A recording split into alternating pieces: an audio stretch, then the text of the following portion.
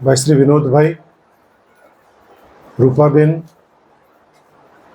ભાઈ શ્રી નરેન્દ્ર, એમની ટીમ, તમામ મારા અધ્યાપક મિત્રો, મારા બંને વાઇસ પ્રિન્સિપલ ભાઈ શ્રી હિતેશભાઈ, ભાઈ શ્રી મહેશભાઈ અને તમામ વાલા વિદ્યાર્થી મિત્રો.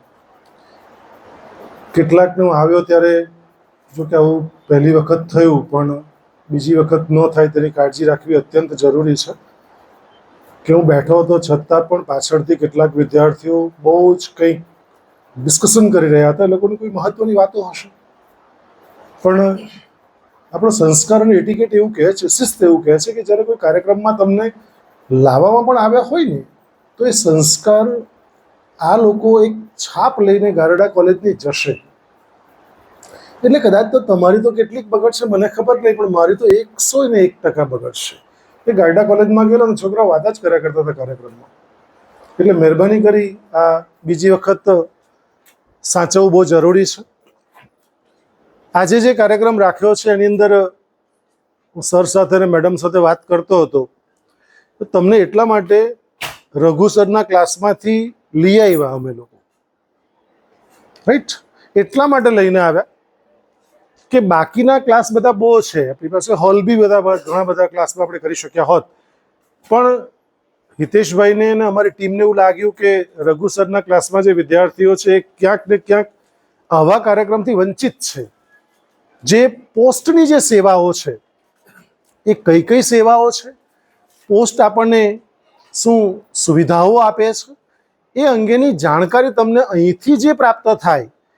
તમે માત્ર બ્રાન્ડ એમ્બેસેડર છો, 4000 છોકરામાંથી તમારું સિલેક્શન થયું છે, એટલે તમે ખરેખર નસીબદાર વ્યક્તિઓ છો. એટલે તમારું કામ અને તમારું ઉત્તરદાયિત્વ એ રહે છે કે અહીંથી કહેવામાં આવતી તમામ વાતો માત્ર તમારી પૂરતી સીમિત ન રાખતા ભારત સરકારનું આ એક ખાતું છે, જે પોસ્ટ ખાતું છે, એ વિશેની તમામ માહિતીઓ તમારા ઘર પરિવાર સુધી પહોંચે અને બીજા તમારા મિત્રો સુધી પહોંચે એવું કામ તમારે કરવાનું છે. માત્ર સાંભળીને જતા રહેવાનું નથી. ભગવાને 2 કાન આપેલા છે. એક આપણે નિયમ એવો રાખે, એક કાને સાંભળો બીજા કાને કાઢ નાખો, એવું નથી. 2 કાન છે, શ્રવણ 1 છે. ખ્યાલ આવી ગયો? આ કાનથી જુદું સંભળાય, આ કાનથી તેવું નથી બનતું, રાઈટ? આંખ 2 છે, વિઝન 1 છે. નાકના નસકોરા 2 છે, શ્વાસ 1 છે. જીભ 1 છે, કામ 2 કરે છે. શું 2 કામ કરે છે? સ્વાદ પારખવાનું પણ કામ કરે છે અને બોલવાનું પણ કામ કરે છે. એટલે અહીંથી જે તમને મેસેજ આપવામાં આવશે, એ મેસેજ તમારે તમારા ઘર પરિવાર અને મિત્રો સુધી એ આપવાનો છે કે ભારતનું જે એક ખાતું છે, પોસ્ટ ખાતું, જેનાથી કદાચ તમે ઘણા બધા મોબાઈલ આવ્યા પછી સર સાથે હું વાત કરતો હતો કે તમે અલિપ્ત થઈ ગયા હશો. જે પત્રો લખતા, પોસ્ટકાર્ડ જે લખતા મામા મામીને, કાકા કાકીને, તો તે પોસ્ટકાર્ડ લખવાના સદંતર બંધ થઈ ગયા. અને હવે તો મેસેજ અને ગુજરાતીનો મેસેજ અંગ્રેજીમાં ટાઈપ લખીને આપણે મોકલી આપીએ છીએ. એટલે આખું ભાષાનું નખોદ વાળી નાખ્યું છે એમ કહું તો ચાલે.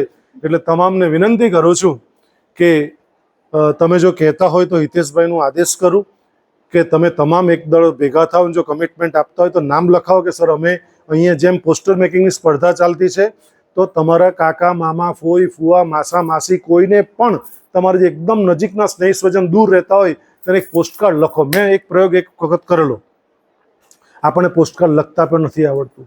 પરમ આદરણીય, પરમ સ્નેહી એવું ભૂલી જ ગયા આપણે, રાઈટ?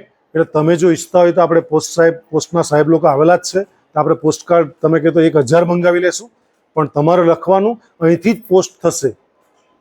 તે એ જે કાગળ તમારા જે સ્નેહીજનને મોકલો તે વાંચશે ને પહેલો ફોન તમને કરશે. વાહ!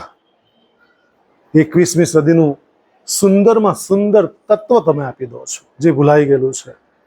એટલે તમામને વિનંતી કરું છું કે આવું કંઈક નવું ઇનોવેટિવ કરી શકાય. એ માટે આજના કાર્યક્રમની શુભેચ્છા પાઠવું છું અને વિનોદભાઈને, રૂપાબેનને, ભાઈ શ્રી નરેન્દ્રને અને એમની ટીમને આવકારતા ગારડા કોલેજ પરિવાર ખરેખર આનંદ અને ગર્વની લાગણી અનુભવે છે. ધન્યવાદ. જય હિન્દ, જય ભારત.